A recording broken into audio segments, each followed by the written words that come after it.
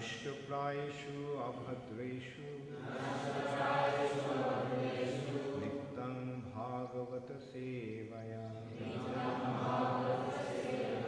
भगवती उत्तम श्लोके भक्तिर्भवति नैष्टिकी।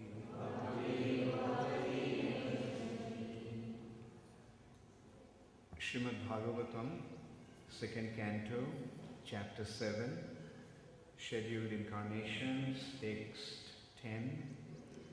Nabher asav Rishabha asa sudevi sunur yo vai chachara samadri jara yoga charyam yat paramahamsam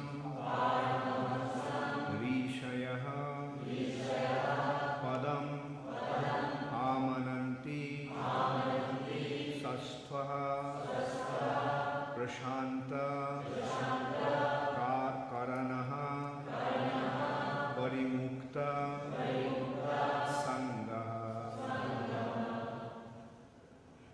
Nabherasa Rishabha asa sudevi sunu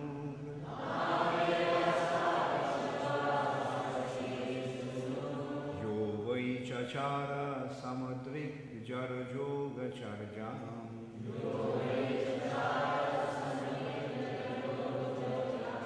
yat paramahamsam rishaya padamamananti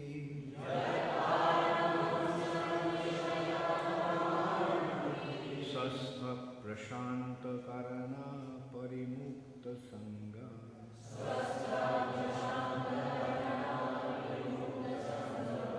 nabhera savari sava asha sudevi sunu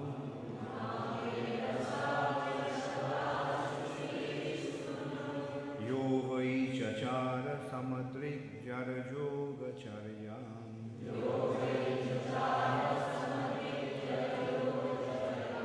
Yat paramahamsam rishaya padamamananti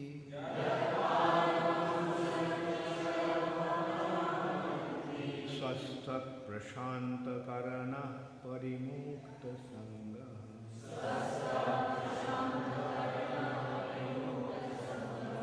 Nabherasa vrishabha asa sudevi sunu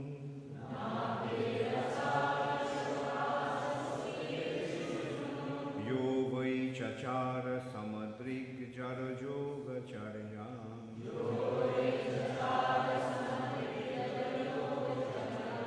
Yat paramahamsam rishaya padamanananti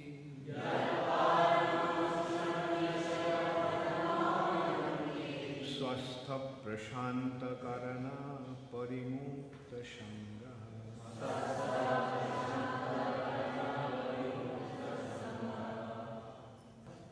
Nabhe by Maharaj Nabhi.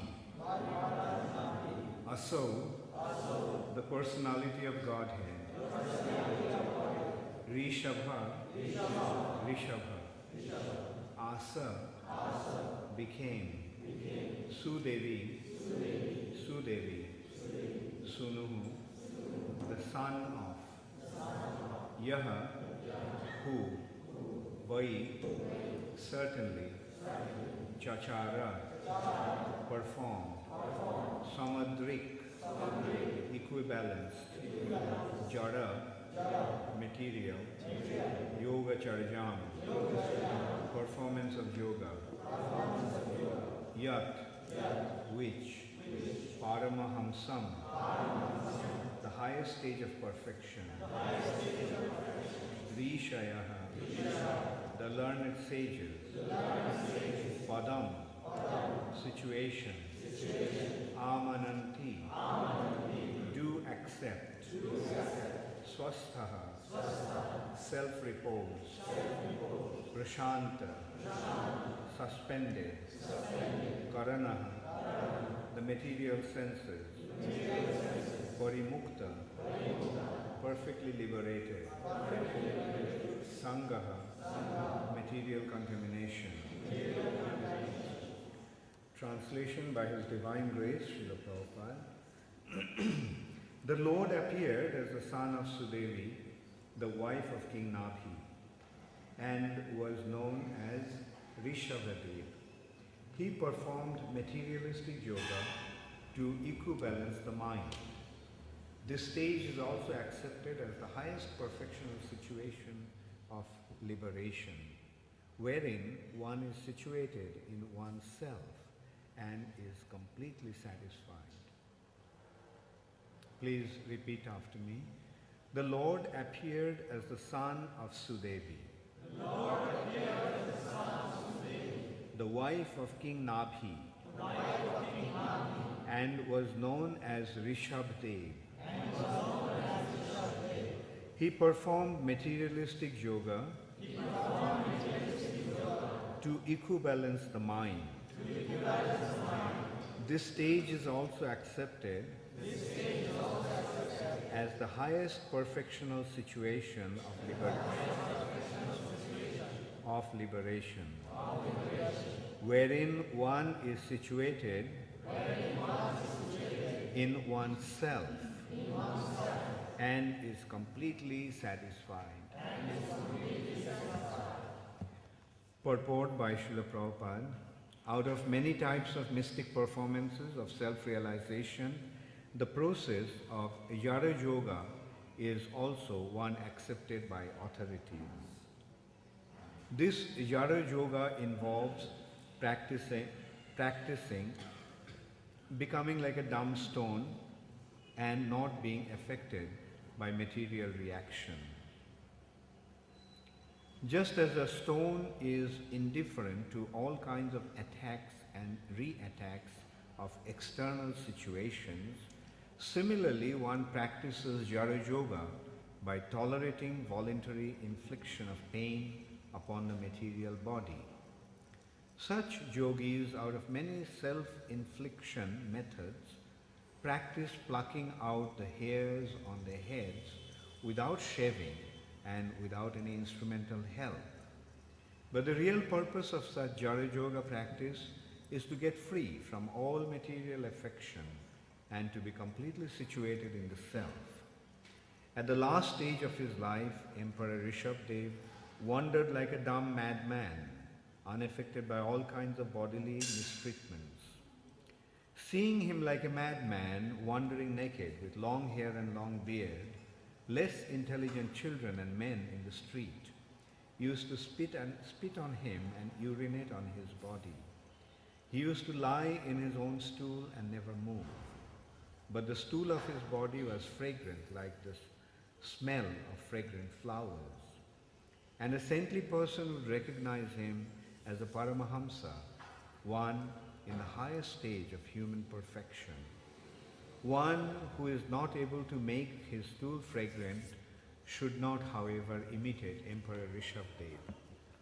The practice of Jara Yoga was possible for Rishabhdeva and others on the same level of perfection.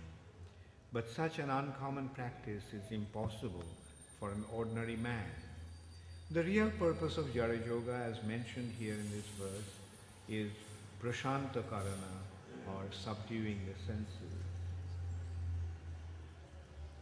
The whole process of yoga, under whatever headings it may be, is to control the unbridled material senses and thus prepare oneself for self-realization. In this age specifically, this Jara Yoga cannot be of any practical value. But on the other hand, the practice of Bhakti Yoga is feasible because it is just suitable for this age. The simple method of hearing from the right source, Srimad Bhagavatam, will lead one to the highest perfectional stage of yoga. Rishabhdeva was the son of King Nabhi and the grandson of King Agnidhra, and he was the father of King Bharat, after whose name this planet was called Bharatvarsha. Rishabhdeva's mother also was known as Meru Devi, although her name is mentioned here as Sudevi. It is sometimes proposed that Sudevi was another wife of King Nabhi, but since King Rishabhdeva is mentioned elsewhere as the son of Meru Devi, it is clear that Meru Devi and Sudevi are the same person under different names.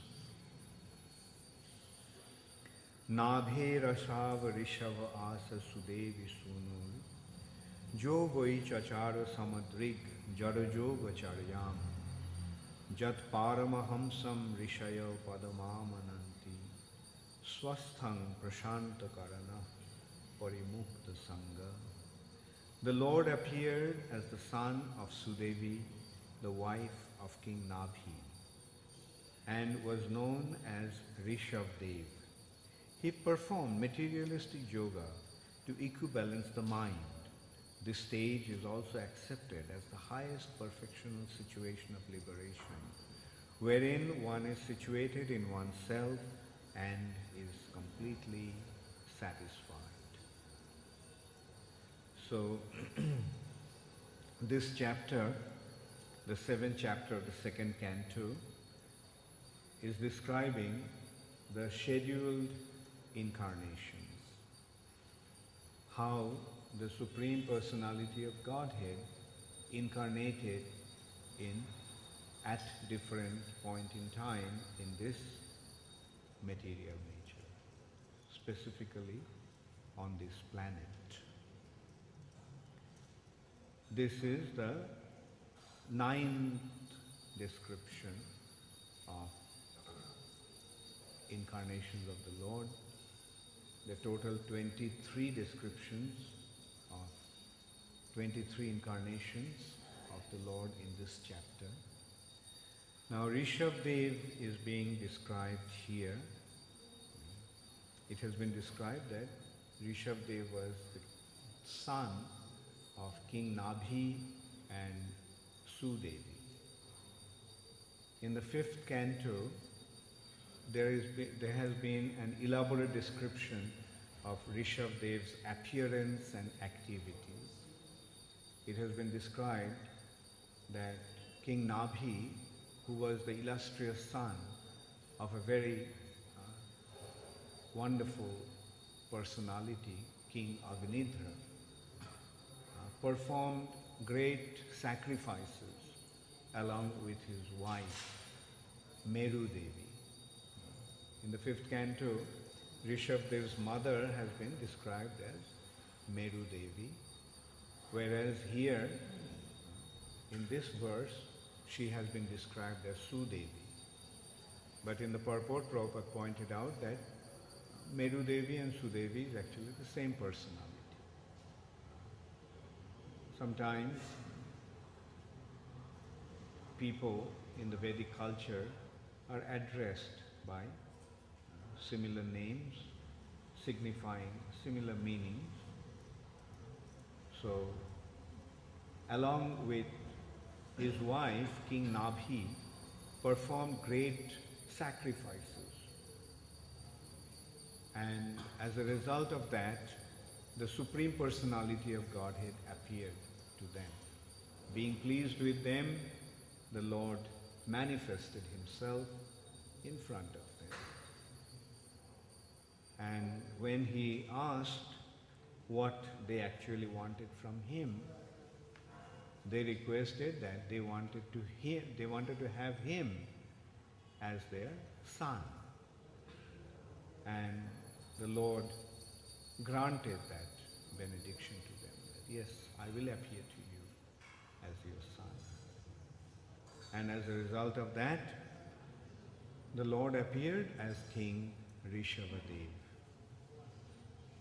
Rishabhdeva is an incarnation of the Supreme Personality of Godhead, and he performed his activities in the most illustrious way.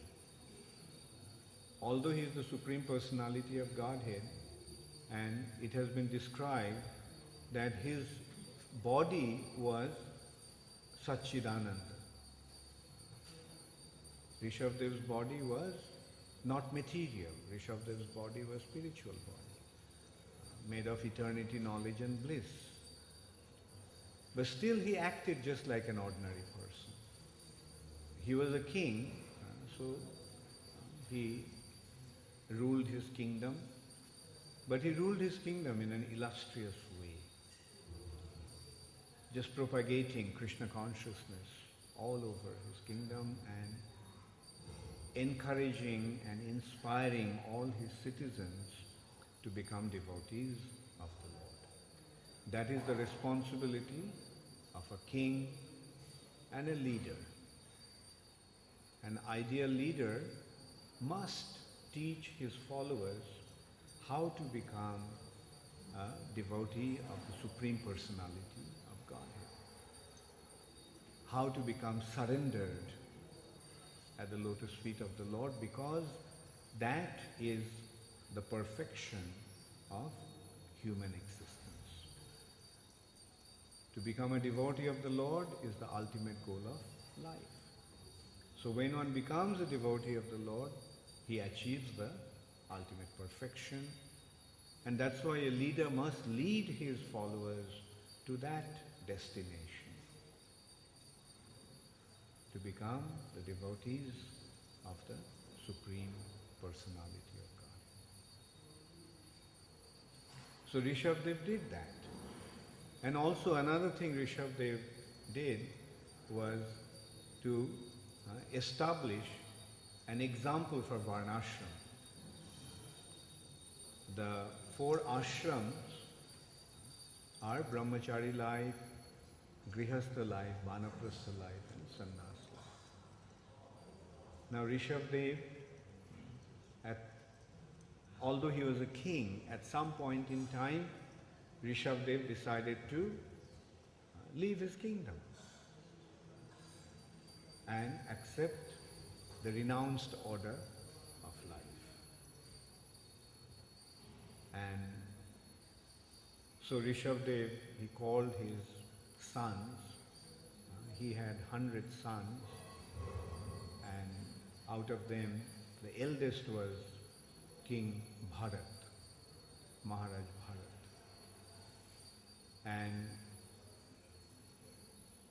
other 9 very exemplary and illustrious sons of Rishabhdeva are the Navajogendras, the 9 Yogendras, the greatest of the yogis. So he called his sons and he gave them the instructions, spiritual instructions, how to lead their lives.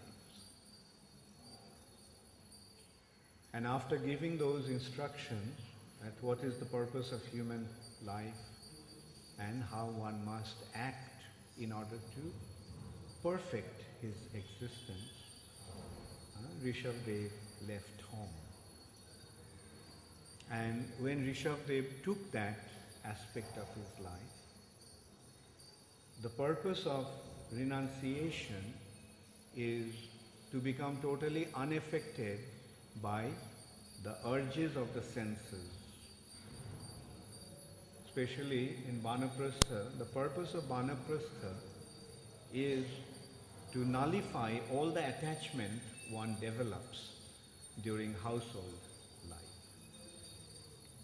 The Vedic way of life was very scientific. The first phase of the life, the first quarter, is meant for self-restraint, brahmacharya life, student life. As a student, one must learn to control his senses, must become disciplined. Because if a student is not disciplined, he will not be able to learn anything. A person with uncontrolled senses cannot possibly acquire knowledge, especially spiritual knowledge. So Rishabhdeva, following the Vedic Varnashram system, although the son of a king, went through this. Like every civilized human being in the Vedic culture used to do that. First phase of life is brahmachari life. Then grihastha life, householder life. He enters into household life. And in the household life, first of all, in brahmachari life, one learns how to control his senses. But in household life, there is certain amount of indulgence to sense gratification has been allowed. And then when one passes through the household life, then he comes, then he accepts the brahmachari, the vanaprastha life. And the purpose of vanaprastha life is to free oneself from the attachments that developed during the household life. Materialistic attachments are very deep and very effective. Materialistic attachments to sense gratification forms a very deep-rooted habits. So the purpose of vanaprastha life is to free oneself from those habits. So at that stage, when one takes to vanaprastha order of life, one actually denies himself from all possibilities of sense enjoyment. In order to do that, one has to be very, very strong. The senses will have their urges, but at that stage of vanaprastha, one will very effectively disregard those urges and deny the senses of the sense gratification that they are craving. So that at that stage, one behaves like an inert object, totally disregarding the urges of the senses. And this has been described here as a yara yoga, becoming yara, inert, dumb, not at all affected by the onslaughts of the material nature. Like generally, we try to protect the body from the undesirable onslaughts of material nature. Generally, when it is very cold, we try to keep the body, or for the sake of the body, we try to create a warm and comfortable situation. When it becomes very hot, it is a tendency to be in a cool situation. When one is hungry, one tends to eat. When one is thirsty, one tends to drink. In this way, generally, one acts according to the urges of the body. But at that stage of Jara Yoga, one totally denies that. Like if it is hot, one just places himself in that situation and does not want to change the situation where the body will be a little more comfortable. And when it is cold, he doesn't make any effort to keep himself warm. When one is hungry, he doesn't indulge in eating food, and so forth. So this is how Rishabhdeva, through his own example, established the way of becoming detached from material sense enjoyment or urges of the senses. Then it has been pointed out that Rishabhdeva used to wander around, totally unconcerned about his body. Like at that stage, Rishabhdeva was totally unconcerned about not only the need of his body, but even the existence of his body. That stage is called Avadhuta stage, or this stage is also called Paramahamsa stage.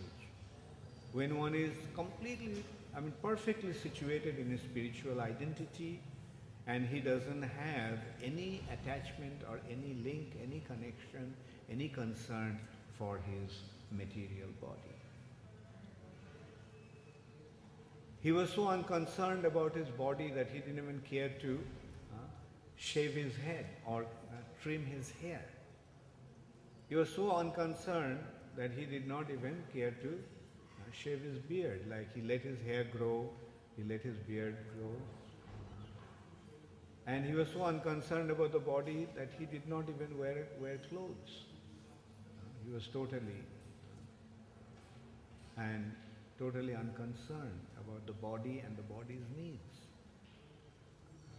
So that is why this stage is called Paramahamsa stage. At that stage, one is completely transcendental to his physical identity, and he is perfectly situated in his spiritual identity. Being situated in spiritual identity, he is completely oblivious of his material body.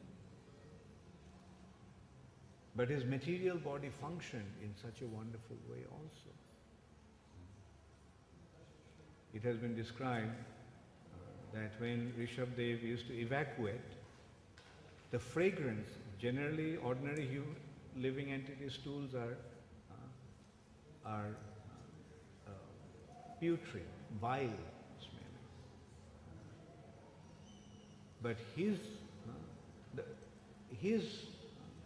waste product of his body was fragrant. So much so that it used to spread over miles.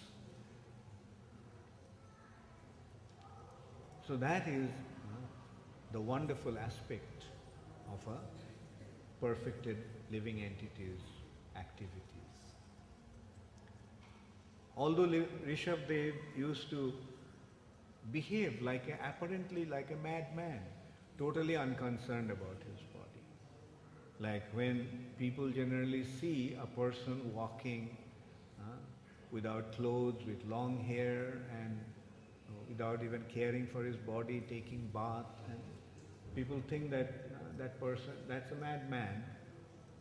Rather, the madman behaved like that. But the Rishabhdeva's activity was like that of a madman. But was he a madman? No. He was completely opposite to what a madman is. In that respect, it can be considered that the opposite extremes often appear to be alike. Just like the sunset and sunrise appears to be alike, but they are diametrically opposed. Similarly, Rishabhdeva's activities were apparently like that of a madman. But was Rishabhdeva a madman? No. He was a self-realized soul. He was transcendental to the material nature and perfectly situated in his spiritual identity. Or what to speak of, he is an incarnation of the Supreme Personality. So, in this way, the Supreme Personality of Godhead appearing in this planet, sometimes as a human being, instructs the other human beings how to act. So Rishabhdeva taught the living entities how to act. Even though he was a king, he gave up his kingdom. And while he was leaving his home, leaving his kingdom, leaving his palace, he instructed his sons in the most wonderful way. Those instructions have been recorded in the 5th canto. Wonderful examples, wonderful instructions to the children by a father who is about to leave his home. And then the way Rishabhdeva acted, totally unconcerned about his material existence. And although apparently Rishabhdeva appeared to be like a madman, but the wonderful thing is that thousands of people used to follow Rishabhdeva. Some people may have been unaware of Rishabhdeva's exalted position, but many people did recognize his exalted position. And they used to follow him. Wherever Rishabhdeva used to go, thousands of people used to just follow him. And that's why when King Arhat, the king of the province called Konka and Benka, saw Rishabhdeva, so famous, so many people following him, so he began to wonder that I am a king, not so many people are so attracted to me. Now if I start to behave like this person, then I will become famous. So King Arhat started to imitate Rishabhdeva's activities. But that actually was an unbona fide and inappropriate imitation. He was imitating Rishabhdeva's external activities without understanding the profundity of Rishabhdeva's self-realization, God-realization. And that created a disturbance in the society.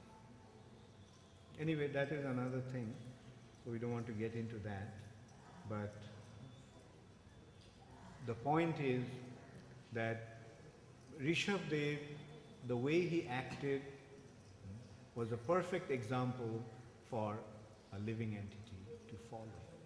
But then Prabhupada pointed out that in this age, it is not possible for living entities to act the way Rishabhdeva acted. We can see that in this age, that Vanaprastha way of life is practically impossible. In this age, who can leave home? What to speak of his kingdom? Even an ordinary person who practically has nothing, a person whose children don't even want him to stay at home. They wonder when this old man is going to leave home or going to die. This is the condition of the age of Kali. The children think about their parents as a burden and consider, oh, it will be such a relief if he left home and went to some ashram to live. Or better still would be just die. If he didn't go to an ashram, then better let him die. So we'll be free from this burden, undesirable burden. So even though they are not wanted by their own children and grandchildren, still they want to hold on to their household situation. I remember a long time back, once in Calcutta, one of our devotees was preaching to an old man. He used to come with his family to the temple, and he was preaching to him that why you are old. He was quite a well-to-do person, quite a well-to-do business family, and the business was established by him and his children. He handed it over to them. So he was telling him that why don't you go to Mayapur and retire there? And this point was not sinking deep into that man. So he was giving various excuses why he could not leave. And then at one point he told him, this devotee was preaching to him. I was just sitting there watching him preach. And at one point he just told him that, look, you are so attached to your family, but the reality is that your family don't want you. Your family doesn't want you. Your children, you think that they're so dear to you, but actually they think they don't want you at home. They'll be relieved if you leave home and go somewhere else. And I noticed at that time that old man looked at his son and his daughter-in-law with an expectation that they would say that, no, no, no, we want him to stay. But they were silent. And it was such a pathetic sight, actually. At that time, that man, we could see that his heart really sank with pain. That he realized that his children don't want him at all. But still he would not leave. And eventually what happened? He stopped coming to the temple. Because the sadhus speak such straightforward, cutting words that it causes pain in the heart. Anyway, so this is the state of affairs in the age of Kali. In one hand, people want to hold on to their household situation till the end of their lives. And there is no question of aspiring for spiritual perfection or spiritual elevation. Therefore, in this age, the Supreme Personality of Godhead, appearing as Sri Chaitanya Mahaprabhu, has given us the most convenient process, the easiest of all processes for spiritual development, chanting the holy name of the Lord. In this age, one won't be able to properly practice the Vanaprastha way of life or sannyas order of life. Therefore, best is just chant the holy name in wherever you are situated. But it is wonderful to come across these illustrious examples as has been set by personalities like King Rishabhdeva and as an incarnation of the Supreme Personality of Godhead. And not only Rishabhdeva, his son also set a similar example. Maharaj Bharat, in his young age, at his young age, he left his kingdom and went to the forest. Who, due to his attachment to a deer in his next life, got a deer body. But then he was a liberated pure devotee as Jara Bharat. Hare Krishna, all glories to Srila Prabhupada, Gaur Premanande, Hare Hare. Does anybody have any question? Yes, Sitaram? This vast display by the Lord of his various incarnations, various pastimes, what would be the kernel, the main understanding behind all of it? Because generally, it is so huge and has so many, we only know a few. People who start minimizing that, is beyond their conception. Yeah, the kernel instruction is that if you want to solve all the problems of your life, just surrender unto Him, because He is the supreme shelter. Through all His incarnations, He is actually teaching that. You surrender unto me, all your responsibilities will be taken care of by me. If you don't surrender unto me, you're on your own. And if you go against me, I will take care of you. Right? In another way. So that is the ultimate consideration. Like at the end of Bhagavad Gita, what Krishna suggested. Sarva dharman parityajya mamekam sharva. Just surrender unto me. So that is the kernel instruction. And aham tvang sarva papebhyo mokshayishami. Don't worry, just surrender unto me, I will take care of you in all respects.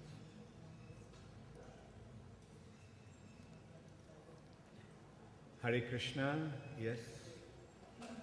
Guru Maharaj, in the purport of this verse, Srila Prabhupada is explaining how the king of Konkan, actually he imitated the Rishabhdeva. And I just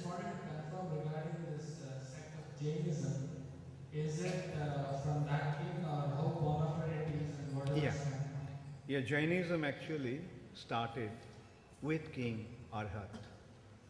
Actually, they pronounce his name as Arihant. But Bhagavatam describes him as King Arhat, which also means Arihant, you can say. Ari means demon, Ari means enemy, and Hant means a destroyer. The one who destroys his enemy or kills his enemy. And they also identify that their sect, Jainism, actually started from King Rishabhdeva. They recognize that he is the original propounder of that cult. But the actual one was the one who imitated King Rishabhdeva was King Arhat, who was the king of the province of Kanka and Benka. And then came Mahavir, who actually gave it the main thrust. The practice was going on since a long time, but the main thrust actually came in the age of Kali through Mahavir.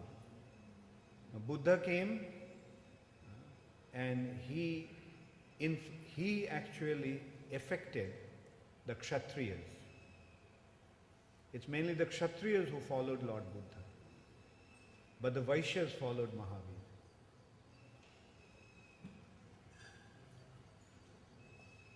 Yeah, so that actually originated from King Rishabhdeva. I mean, in a way you can say. Yes. So what's your advice for present Vanapastas?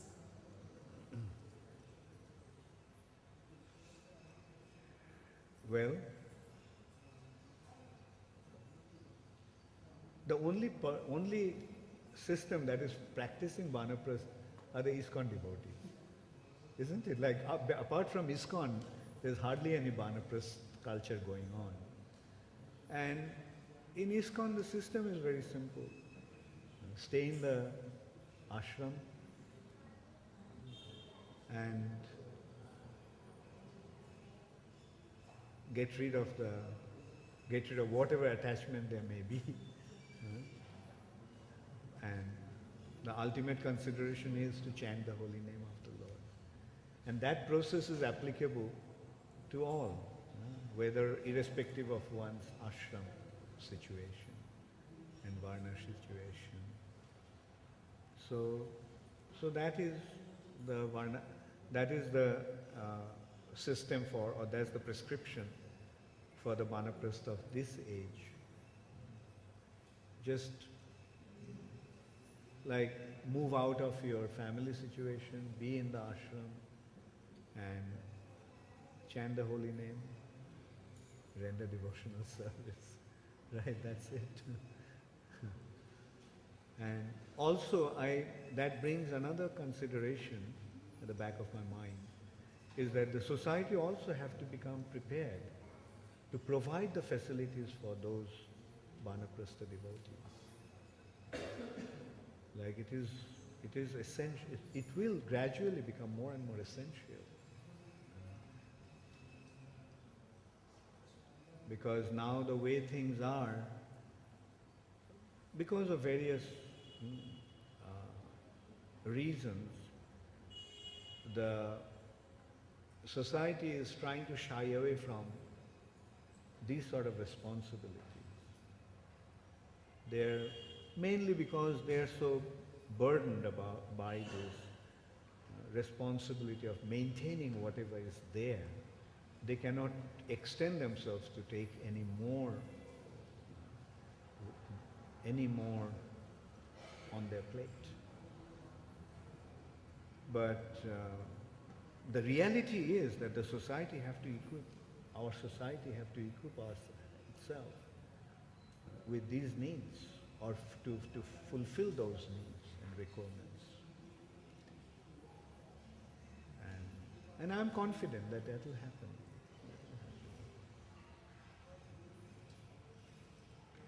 At at least the need is there, now the facilitation has to be provided.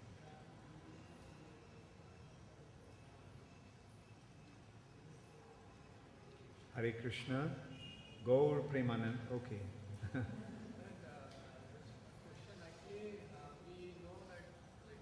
Take the mic. Sure. And we know the 10 topics of Bhagavatam, and each canto is divided into each specific topic. So in second canto we see secondary creation of Lord Brahma, but if you see the first canto, there is no creation aspect as such. So how do we understand that? Yeah, the thing is, although Puran has these 10 aspects, Sarga, Visarga, Uti, Poshana, Avatara, Mananta, Katha, etc. But doesn't have to be right from the beginning, like Bhagavad. Towards the first canto, it is setting the scene. It's setting the scene actually. Right? It's you can say it's like the prelude. But after the prelude or preamble, then the topic begins. And if we see Prabhupada's Bhagavatam, each canto is kind of labeled that way. Some time back I was hearing a seminar by Teachi360P and you were mentioning that actually if we study from the Acharyas, the Sandarbhas, then they say that it is all mixed up, it is actually not very specific. Yeah, right. Yeah, that's true. That's what I meant. It's not, we can't expect that right from the beginning, it would start with Sarga and then Visarga and so forth. It is kind of, the first canto is more like a preamble, leading to the topic. But then it's coming to the creation and sub-creation and proceeding in that way. And it is not, it's not sequential but juxtaposed at times. Hare Krishna, all glories to Srila Prabhupada, Gaur Premanande, Hare